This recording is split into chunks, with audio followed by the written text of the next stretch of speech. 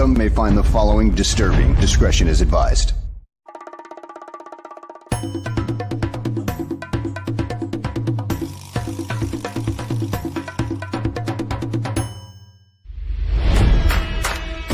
Never before in the history of sports podcasts have two men brought you opinion and analysis like these two. They speak for a city that's desperate for wins and titles, not whining and travesty. You might not agree with what they have to say, but you'll defend their right to say it. Sports fans across the world, from Chicago, Illinois, this is the Mac and Reed Show.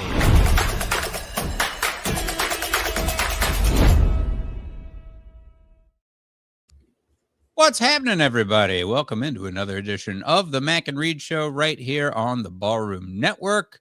You can follow us on social media. Follow me at The Real Evan Mac. Follow Ross at Ross Reed. We are live on YouTube if you're watching on the Barroom's YouTube channel. And remember to follow us on social media at the Barroom Network as well, at Barroom Network, for all the Bears offseason news you need, and hockey, Chicago sports, and beyond. We got it all. If you've missed any of the previous episodes, they're on the YouTube channel for the audio-visual version, but the audio-only versions are on Spotify, iTunes, wherever you get your podcasts, wherever you get your media. Like, subscribe, tell a friend or two. And, of course, we've got a lot to get to on the show tonight. We'll be talking March Madness to tip off as it is well underway. Several more games to tip here. We'll talk about the Bears news as we missed last week, of newer additions here to help really have them in the front runner and a running spot as far as winning free agency with these other NFL teams. And we'll talk about NFL free agency as a whole as well. Surprises along the way as usual. But, of course, as always, I'm joined by my co-host. He's perfected the strawberry old-fashioned that no one asked for. He's leaning towards the severance procedure for work. He scares MAGA men with his masculinity. That's a little rare political humor there for Ross and myself. And broke out the high tops for shooting hoops at the park with all this March Madness excitement. Ladies and gentlemen, Ross Reed is back with me. Yes. Do you watch Severance? You watch Severance? I do. Yeah, that's what I was going for. Yeah. I have not finished any spoilers. I'm on like the last episode of the season. Yeah, I haven't watched it either. I think it comes out tonight. You ever wonder, like, would your innie be like still married to your outie, like the Dylan situation? Is that even cheating with what he's going through right now? See, I think with the physicality, I don't think it's cheating. I know how he blew up, and if you're not caught up, sorry, but we're discussing it now. He got so mad when his wife said, "I kissed your innie," and just the whole innie outie, like late verbiage and labeling them is very weird. But it's fair game. Like, you have no life outside of it, I suppose. You're looking at Adam Scott with his characters, Mark's in office romance. So it's a weird thing that, you wouldn't think about. It's not you, but it is you. Physically, it's you. Yeah. Right. Yeah.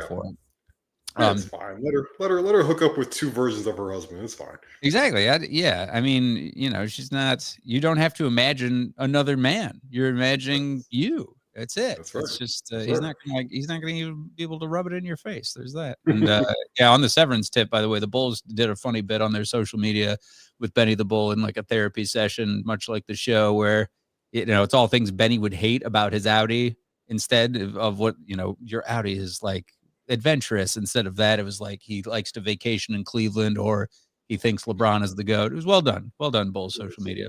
We're good. We all need a severance from the last couple of years of the Bulls. Yeah, I know, that's the funny thing. Good God.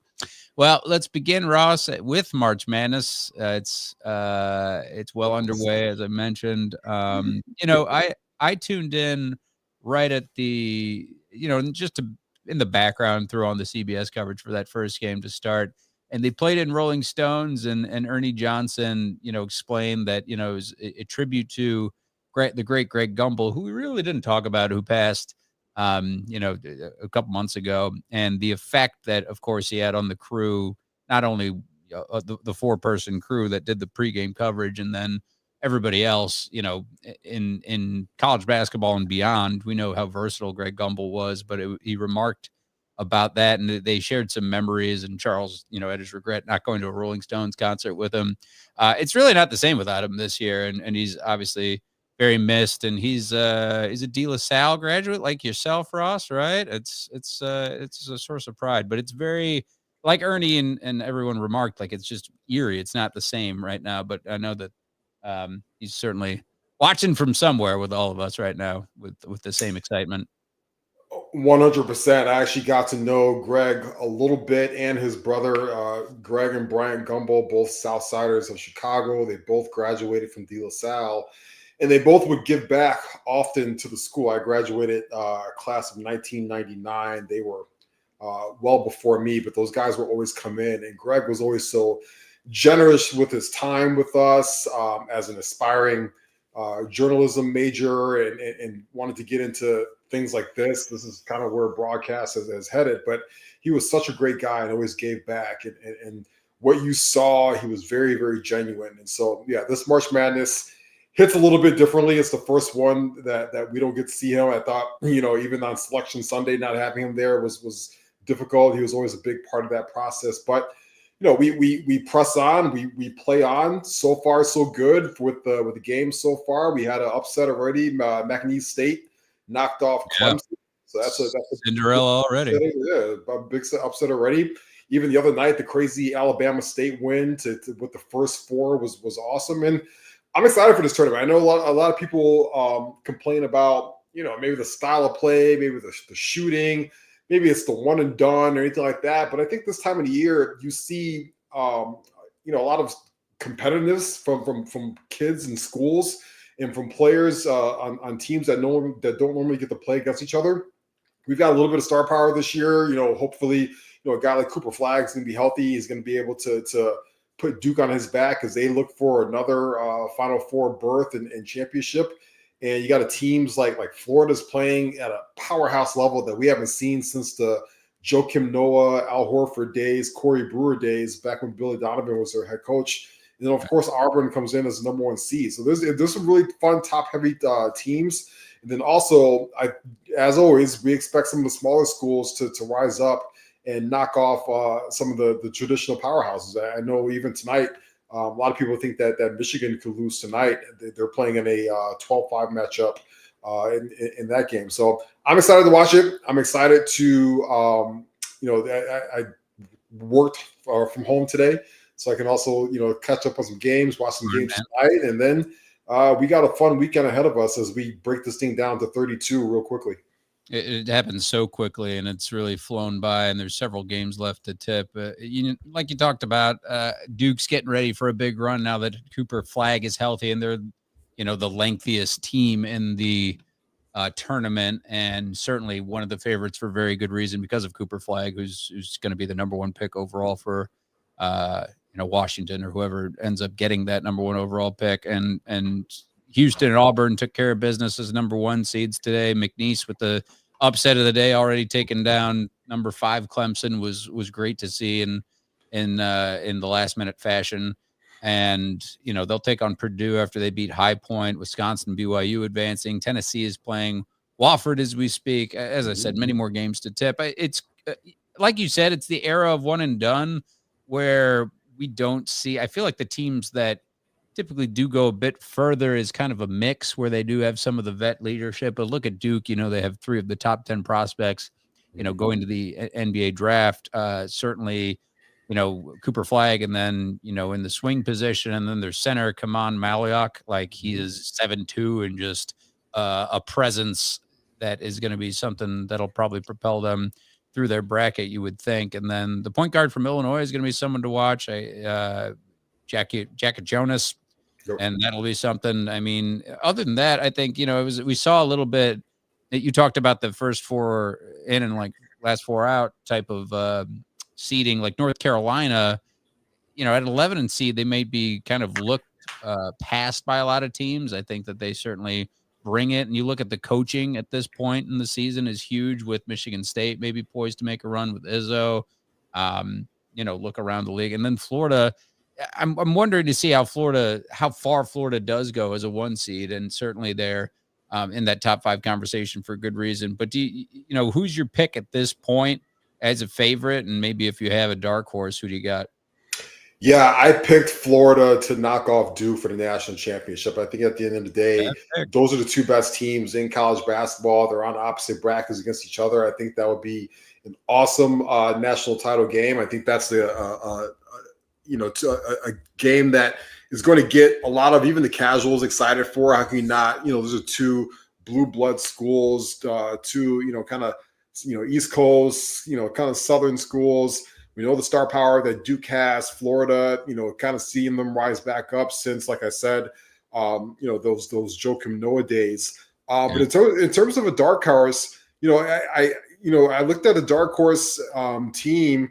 I think it's tough to call them a dark horse, but Michigan State not getting a lot of love. I know they lost in the Big Ten championship over the weekend, but I think they can make some noise. I never count out a Tom Izzo team. Because they're always going to be well coached. They're always going to have a ton of talent on the team.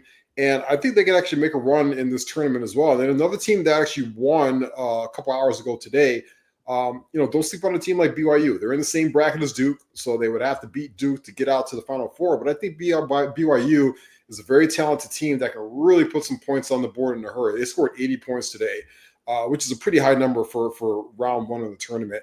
So I like those two teams.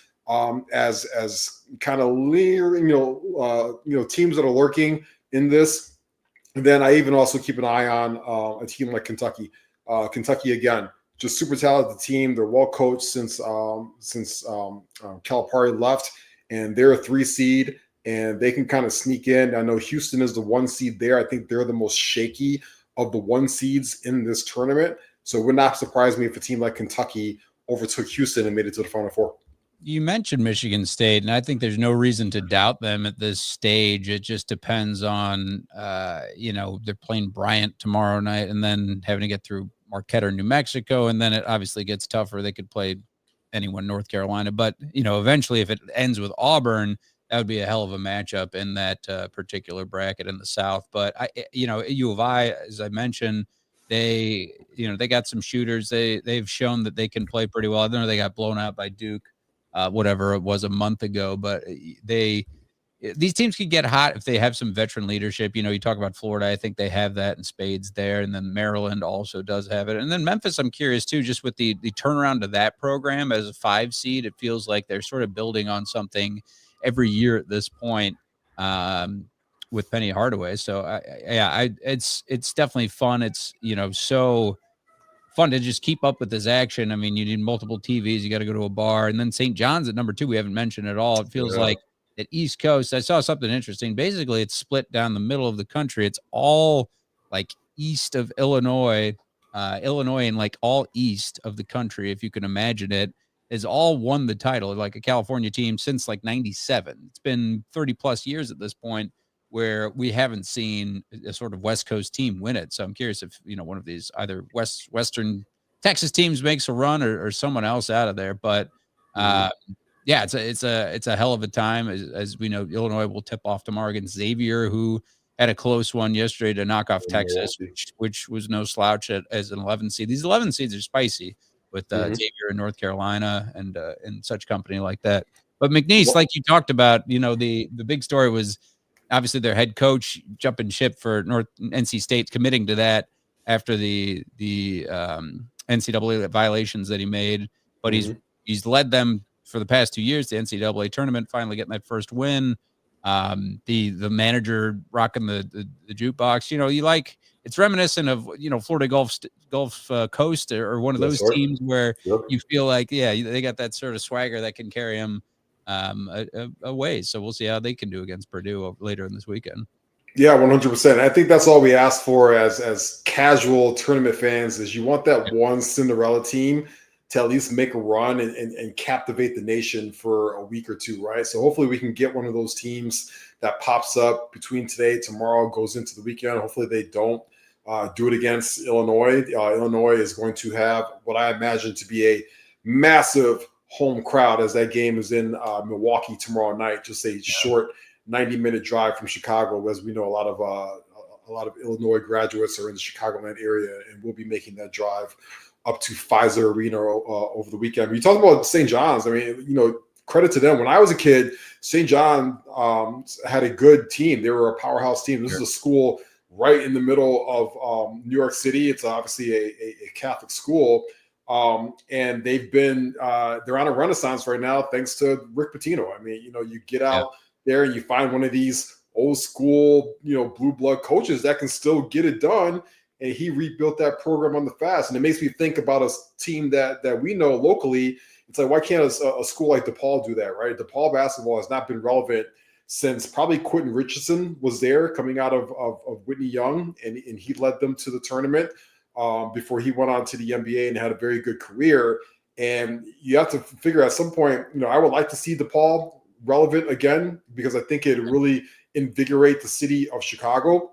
Selfishly, I live 2 blocks away from Wintrust Arena where they play their home games at. I would love to go down there and see quality college basketball. Go out there and find one of these big name coaches and give them a bag. And I think it would help enrollment for the school and exposure. I mean, you can look at what St. John's is doing right now. They got the whole city of New York captivated. And I think it's high time we get something like that in Chicago. So I hope DePaul does something like that sooner. They get inspired by what St. John's is doing and follow that similar path.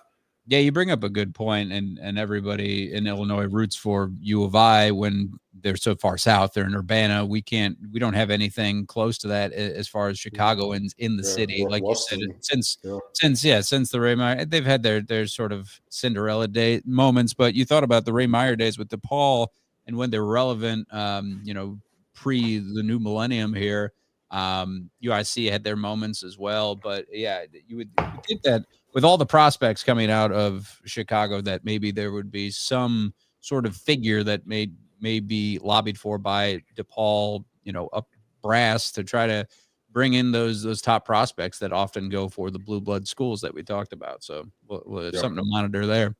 Yep, 100%. Let's switch focus into all the viewers on YouTube. Of course, you can comment if you got any March Madness thoughts or any Bears questions for us as we switch focus to the Bears. We were off during the Drew Dahlman signing, which I was pretty shocked that the Bears got this very coveted center signed from Atlanta. I know we were both pumped for that when we heard that news, and then obviously getting Grady Jarrett and Dayo Odeyingbo on the defensive line to boot was outstanding. I think good vet presences to have there. Odeyingbo kind of just slides there, defunct opposite of Montez Sweat, and then Grady Jarrett will teach those younger defensive tackles some things and also get some good reps. And Atlanta loved him there too.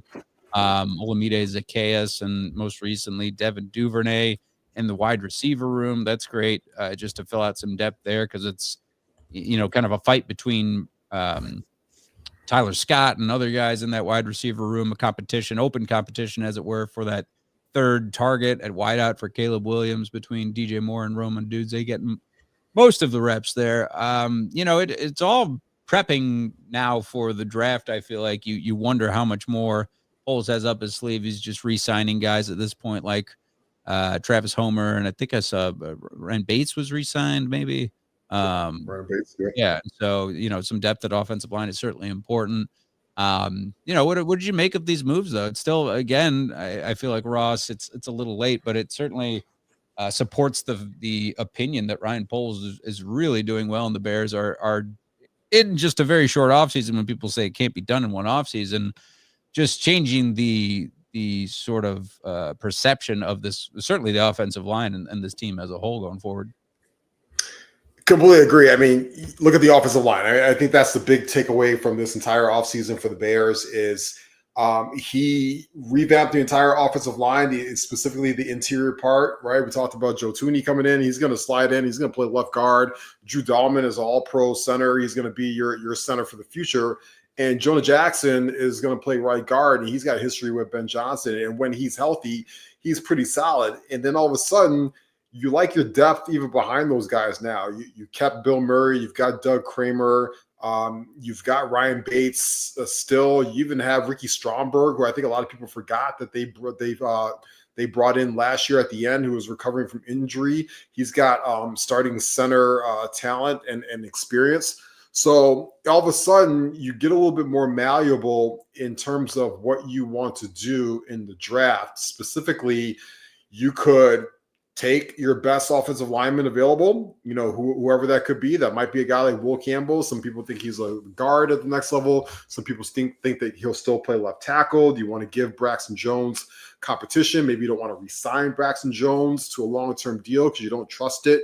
Obviously, if you got Darnell Wright, he's not going to go anywhere. I think he's going to turn into an all-pro now underneath Ben Johnson. But you've got some options there on the offensive line in the draft. You can even go after guys like Donovan Jackson is going to be out there. It's going to be really depend on what shakes out. I know a popular choice. People want to see Ashton Jeanty as a Bear. I don't think that he's going to be on the board by the time they draft. I really think that he's going to go to the Raiders at 6. Yeah. And then, of course, when you look at what Poles did with the defensive line, again, he strengthened the position. I still think there are some holes there. I love Grady Jarrett. I love that guy so much. I think that's a home run signing. I can't believe Atlanta let him go. But obviously they got some cap issues. They're trying to figure out what they want to do with Kirk Cousins and other couple things. But he's going to slide in immediately and be a physical force, a very vocal force in that locker room, and really help with the pass rush out the middle, which is what they need. And him opposite, Gervon Dexter Sr., those guys can really get upfield and attack the quarterback. You hope that Billings can come back and be healthy and be a little bit of a nose plugger on the run game. But you still got a little bit of a need outside. We talked about Deo, and Deo's getting a lot of money. He's going to be in there opposite Montez Sweat, but I still think they need another pure pass rusher to go with him. So, do you want to take a chance on James Pierce? He's got some questionable issues off the field, maybe the motor, but the talent is there. Do you want to take a chance on a guy like Mykel Williams, the edge from Georgia, right? I think most importantly, the Bears are in a true best player available position when it comes to the draft. And I think at the end of the day, you have to decide, do you want to take a running back that high? Like, even if it's not Ashton Jeanty, some people are throwing out there Omarion Hampton. I think it's a little too soon for that. Do you want to take a guy like Tyler Warren, who is the most dynamic tight end in this draft, but you already have Cole Kmet on your team? But at least they've got options, and that's all you want heading into this. The 10th overall pick is a really shitty spot to be in my opinion, if you're drafting for pure need. And thankfully, he took that out of the equation here. So the Bears can go best player available, or they might trade back. There's some teams out there that might want to move up. I look at what the Houston Texans did, and they got rid of Laramie Tunsil, and they got rid of half of their offensive line, and then they signed Cam Robinson the other day to play left tackle. He was terrible last year. He was absolutely terrible. So maybe they might be looking to trade up for maybe the best left tackle on the board, maybe a guy like Josh Simmons or something like that, which allows the Bears to trade back and maybe draft Hampton and recoup like a second-round pick. And then all of a sudden you've got 4 picks in the first 2 rounds. So there are some options there for the Bears. It really is going to be interesting to see how the first 9 picks shake out. In particular, the quarterback position, what happens with Ward, with Sanders, what happens with Hunter. Does he go to the Patriots? What do the Jaguars do? Does anybody take T-Mac, the wide receiver from Arizona, in the top 10? Those are going to be really big things for the Bears when it comes to drafting 10th overall. It's been, as far as mocks and everything that's come out since the Combine and since Senior Bowl and all that, it certainly looks like perhaps 3 quarterbacks are off the board by the time the Bears are drafting at 10. Ashton Jeanty's jumping up the board to go in the top 10 at this point. As you mentioned, the wide receiver from Washington looks like he might get up there as well.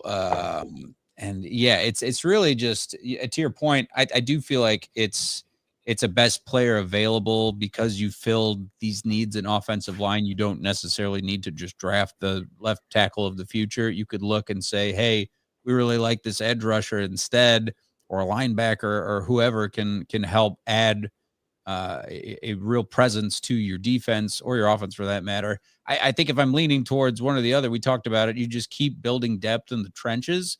So you have young guys on rookie deals, and then you can figure out if they work out or not. And then they get the tutelage under these two vets that you just signed on top of Montez Sweat.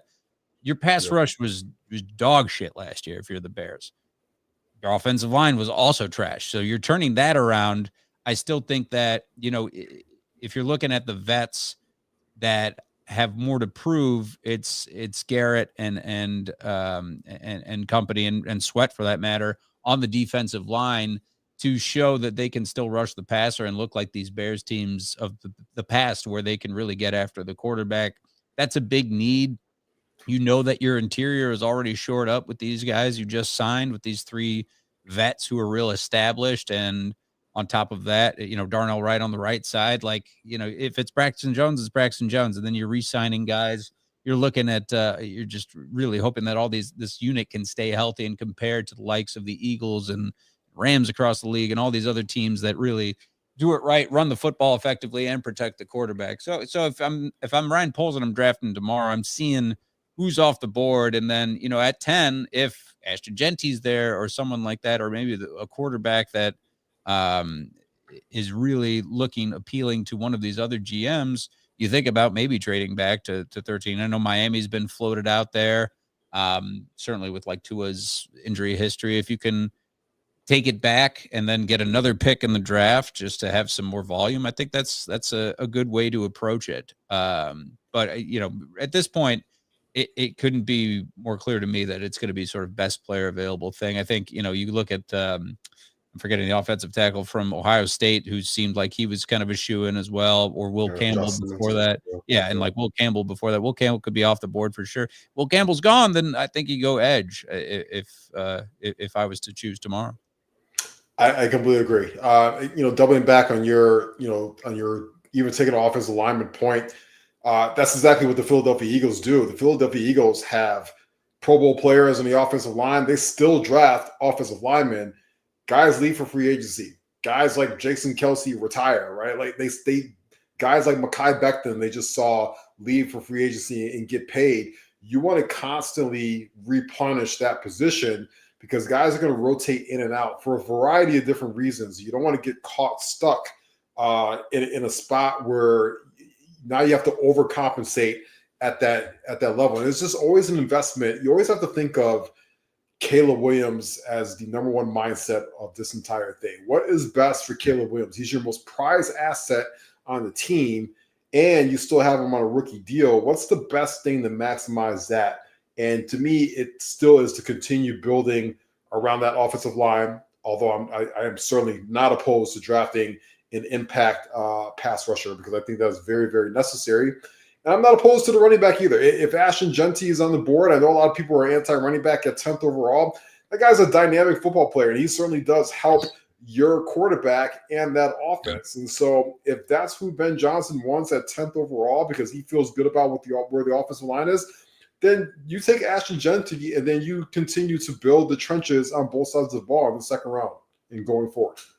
Yeah, I agree with that. It's been wild to see NFL free agency since last week, just how everything has shuffled around as we'll switch focus to the other teams at this point. Some teams staying pretty quiet as far as Detroit goes, and there's a couple others, but then, you're looking at Sam Darnold now with the Seahawks and a shuffling wide receivers, the Rams getting Devontae Adams, and now Cooper Kupp over with Seattle, Justin Fields, former Bears quarterback going to the Jets, getting signed there. That's kind of a head scratcher. And then there were just some, bigger need-based signings like Dan Moore with the Titans. I mentioned Devontae Adams, but you look at, around the league, guards and offensive linemen shuffling around like you talked about. It's just kind of bound to be happening. Was there a move over this last week or so that really made you kind of shocked that a team had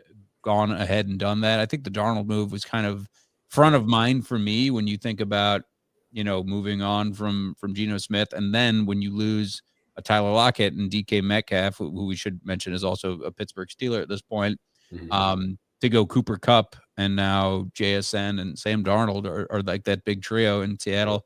That was big for me. And then the 49ers obviously being losers at this point. But yeah, what were your thoughts with free agency thus far? Yeah, I think another one, I kind of hinted on it, but whatever the Texans are doing with their offensive line, I'm not a big fan of Yeah. it. I thought CJ Stroud regressed a little bit last year, in large part because he was already under siege with a rough offensive line. And now you regressed a little bit in that area. And what's he going to look like going forward into this year? Now they really, really have to hit on a few draft picks in order for that situation to get stable. And so, that kind of, shook my head a little bit. But at the same time, I wasn't a big fan of the situation for Washington. I think that Washington they're certainly all in on this year, it feels like. The Deebo Samuel move, the Laramie Tunsil move, a couple of other moves that they've made. They're bringing in some aging vets who are really expensive and also could be on the edge of like, all right, this guy might be past his prime a little bit. And so that either could go really, really well, or that could just spontaneously combust sooner than later, and then they take 2 or 3 steps back. So I know they love what they had last year with Jaden Daniels, and they got as far as they did, after beating Detroit. But now they're trying to me, fast play something that they should move a little bit smarter with, and that could bite them in the butt in a couple of years, especially with that salary cap situation. Outside of that, I think the biggest thing that we have now and left over is, you've got 2 teams in the Giants and the Steelers who are essentially waiting until Aaron Rodgers comes off his high so he can decide what he wants to do. And I think that's absurd to me. Like, if I'm the Steelers, why would you even want to be in the Aaron Rodgers business? Like, he was a disaster last year. You play in a cold weather city, you play outdoors, you play in a division that has to see guys like Myles Garrett 2 times a year, and that Ravens defense with Kyle Hamilton and those guys. And, it sounds like the Bengals are going to be able to keep Trey Hendrickson as well. We didn't even talk about that with the money that they spent on their 2 wide receivers and now their pass rusher.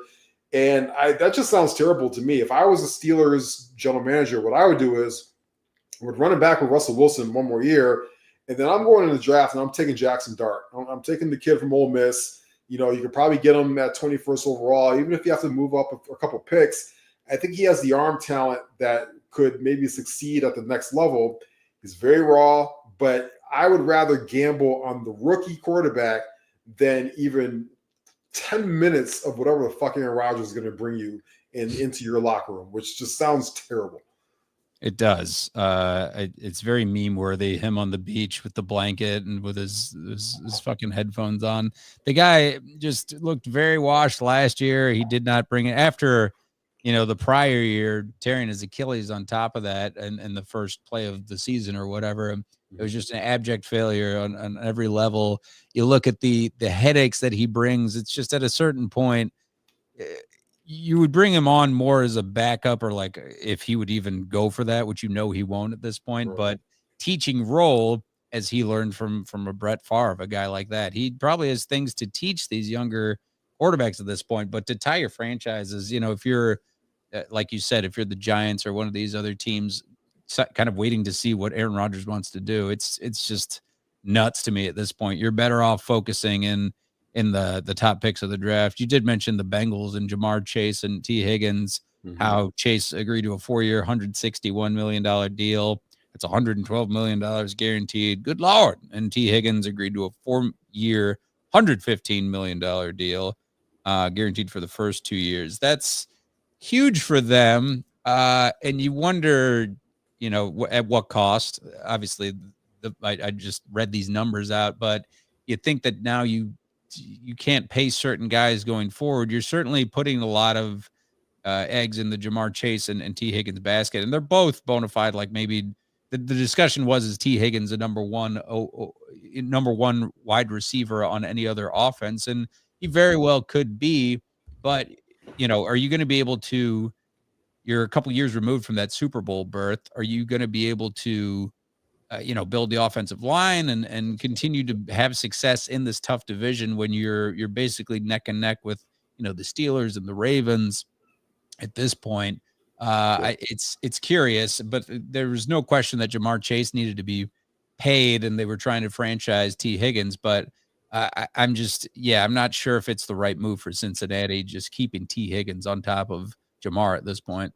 I personally would have traded him to the New England Patriots for Yeah, a for his haul of worth at this point. Yeah. for a haul of draft picks, but I'm not mad at them keeping it together. I think, everybody does it one way where they try and spread it out all over.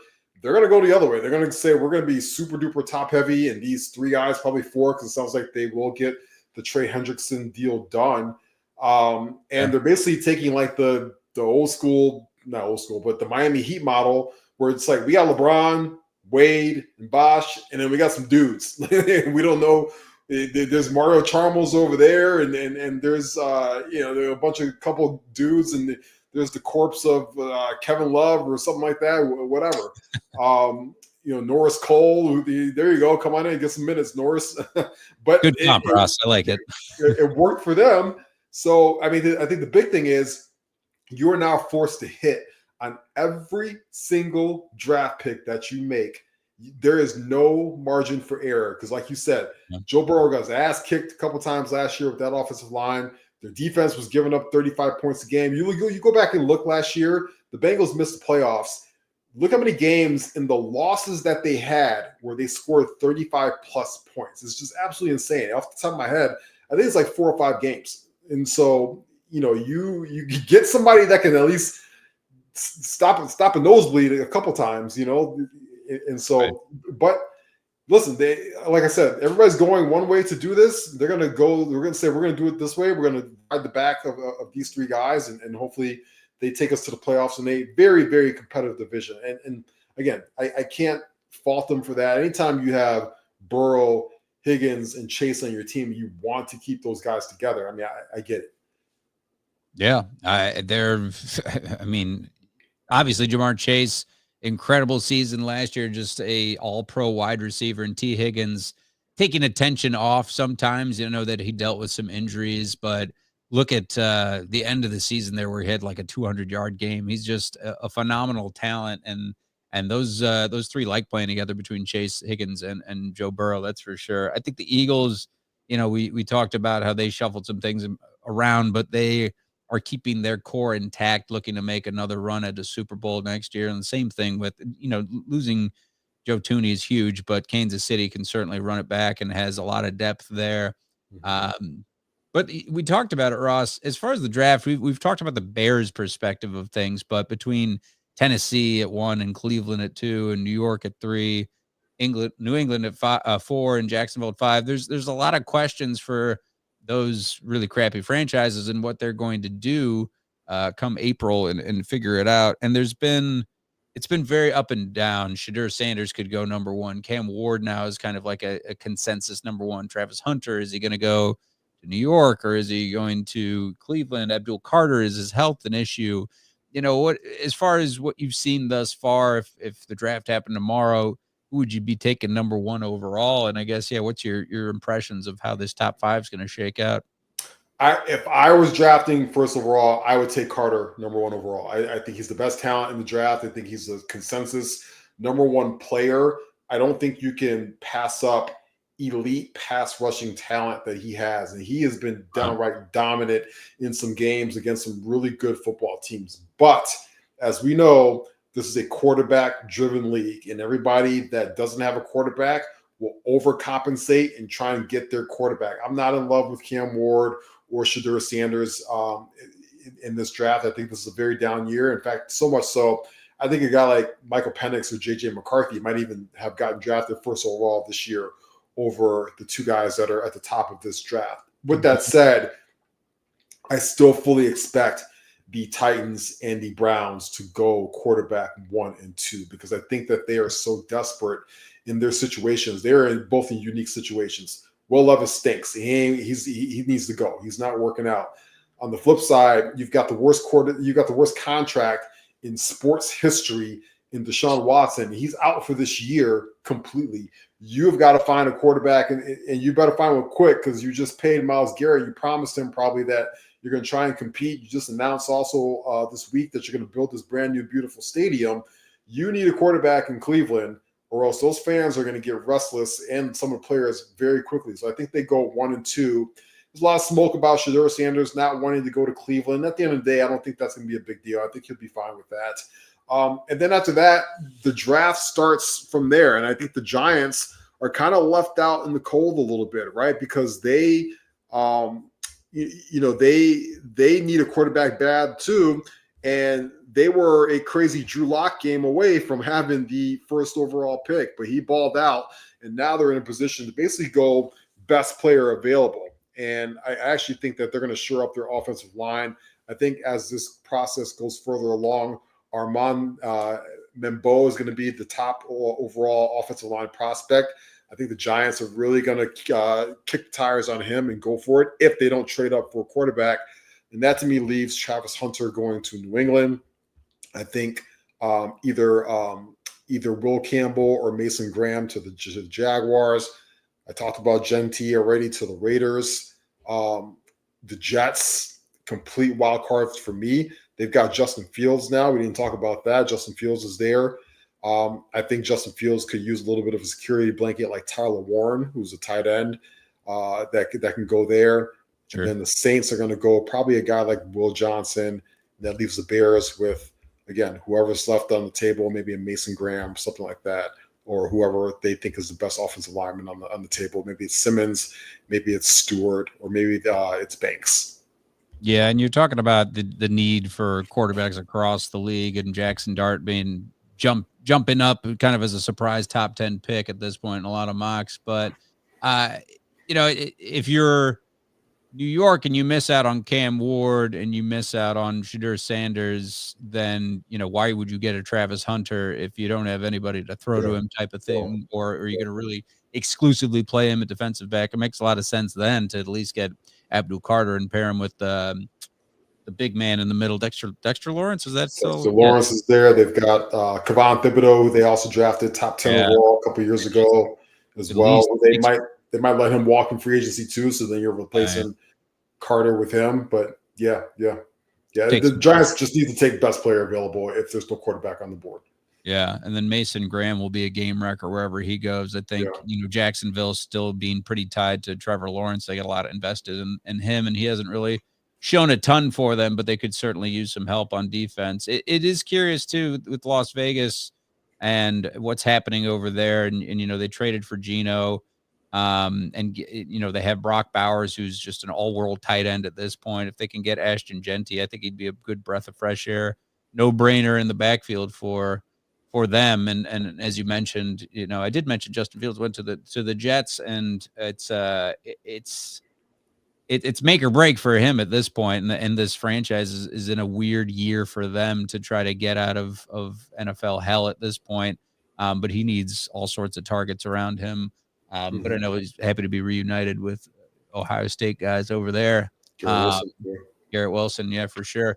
It's like you said, Cam Ward being kind of that consensus number one overall pick. I just hope it's not shades of like Anthony Richardson or someone like that. I hope I'm not, comping the wrong guy here, but it comes to mind to me, Miami, pretty fine program, but Colorado, I just feel like I get that these two young men and Shedeur Sanders and Travis Hunter are very good players, but they don't come from blue chip programs. I respect what Deion Sanders has done with that Colorado program, but considering the talent that they've played up against, I think you're just better suited to perhaps wait it out. But you don't have a choice if you're these top teams, if you're Cleveland, if you're New York, or you're the Titans. The Titans just in an awful situation with terrible, luck or whatever you call it, or just bad judgment at quarterback.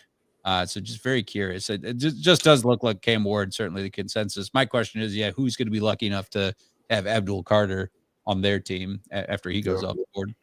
Yeah, and I think another big part of it too is because people are down on these quarterbacks a little bit, even if you're the Titans or the Browns, you can't really get the haul that you want to trade out of that position. There is no, what the Bears got for that Bryce Young pick in this. And I think a lot of people looked at that, what the Panthers gave up in getting Bryce Young and all the picks that they gave up and DJ Moore, and you lost out on Caleb Williams. And now a lot of teams are hesitant to go back and try and replicate that again for somebody like a Cam Ward or a Shedeur Sanders. So as much as even the Titans and the Browns might not even want to draft a quarterback or want to be in those spots, I don't see a lot of teams clamoring to go up and jump up to get them. Maybe the Giants, because I think the Giants are that desperate. Anytime you're in the Aaron Rodgers business and their GM is on the hot seat, obviously, especially the post Saquon Barkley situation, and then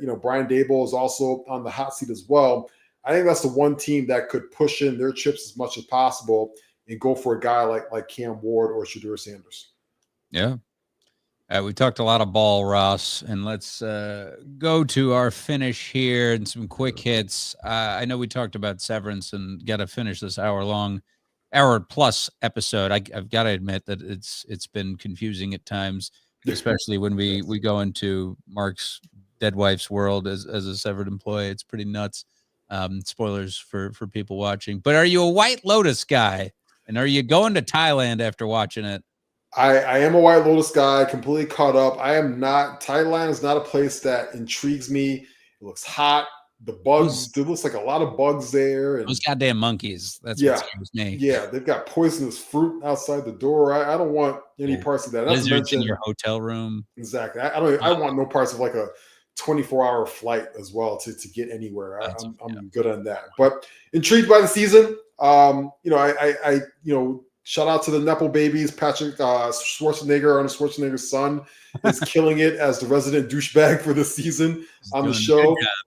I'll watch anything with those three ladies, the fancies, the cougars, right? Blonde Blob or whatever. Yeah, led by Michelle Monaghan, of course. So that's been fun. And obviously the talk of the town this week was the appearance and the monologue from Sam Rockwell, who's the Oscar-winning actor who came in hot with a crazy, crazy speech that left Walter Goggins, the actor, just his mouth completely open as he was hearing those words. But it's been intriguing. We're only a couple of episodes away from that finishing up episode.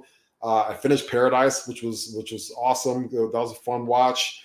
I'm completely caught up on The Pitt. I think The Pitt is the best show on TV right now. If you've not checked out The Pitt on Max. What the hell is The Pitt? I don't know. The Pitt is like an ER knockoff. It even has Noah Wyle in it, but it's a little bit more graphic than ER. But if you're an old ER head, watch The Pitt on Max. It's completely awesome. And then I just started Fired Up Adolescence yesterday on Netflix, which is, if you're a parent,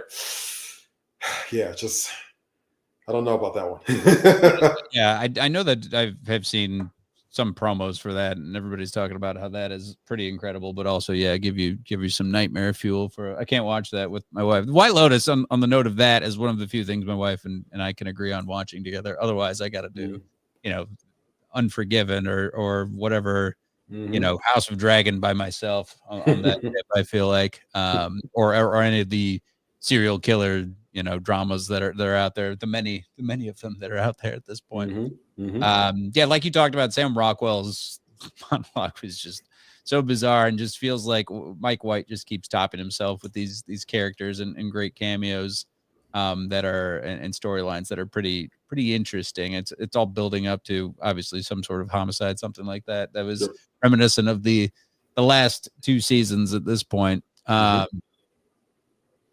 you following any of the latest with Ye and how he's just been on a warpath and just basically burning every bridge? I Or do you turn a blind eye? I have completely severed ties with all Ye social media, this and that. I want out. I think it's all disgusting and grotesque. And I wish that man gets help. I'm fearful that something bad is going to happen to him. I hate that children are involved. He has children, and they are starting to get old enough to read and know what's going on through this. So I pray for better times for him, with him. I think there are points of no return with redemption. And he has probably crossed that point with a lot of people already. But I still would like him to just go away somewhere far, get right, please. It's not even about the music anymore or anything like that. It's just like you're a father. You've got, Seek peace. exactly. You're hurting other people with your words. Just stop and go away, please. And if you're around him, I know it's probably the most difficult thing in the world to try and corral Kanye West, but do what you can, please, and get this man the help that he deserves. He's running out of people to help corral him at this point, burning every Right. bridge, calling out Kendrick and Tyler, the Creator. That's the thing is like, it's one thing if you're doing this and you put out some music, and people are just boycotting it for that. I've always kind of just been of the mindset, I'm going to separate the art from the artist. And there's plenty of geniuses that have painters and artists all throughout the time that the history of time that have just been, nuts, but we appreciate what they put out. And there's nobody left to collaborate with at this point, which is just nuts. And it doesn't seem to like have anything in the tank or any desire to really put anything out besides, doing Sunday service and revamping that. But to chiller things, Ross, I don't have anything else. That's about it. Wrapping up the show, unless you have a parting thought. We did it. I've got 5% left on my laptop. We did it. And I am now going to, I got one more day and we start spring break as we're getting to that time of the year. And we can start talking about baseball. Did you even watch some of the Japanese, the Cubs and Dodgers early in the morning? I had a few friends. I saw some highlights, and then I had a few friends. I know of a few friends that went and did the trip, which sounds awesome. Yeah, and I know Nick Friedel of ESPN, who I've always liked, ESPN Chicago formerly. He was talking about how he missed out when he was a kid, and now he's been able to make that trip. And it's just so funny to see Jack White sitting next to Bill Murray, of all people, and just to see the whole scene. Yeah. That would be dope to try and go see a baseball game in Tokyo, especially when the Cubs are there. It's just a complete culture shock. But no, I haven't, like you talked about, it'll be here before you know it, opening day. Next week. Yeah, but right now we got plenty of March Madness to keep us busy. Hopefully your bracket isn't busted, but thanks for watching and listening in. Remember to like, subscribe, tell a friend or two. If you're watching on YouTube, remember all the previous Barroom episodes are on the YouTube page. You can subscribe there and get the notifications. Same with audio-only versions in Spotify and iTunes. I'm at The Real Evan Mac on social media. Ross is at Ross Reed. And follow at Barroom Network for all of our programming updates. But for now, everybody enjoy your weekend. Be good to each other out there. So long. Peace. We'll be right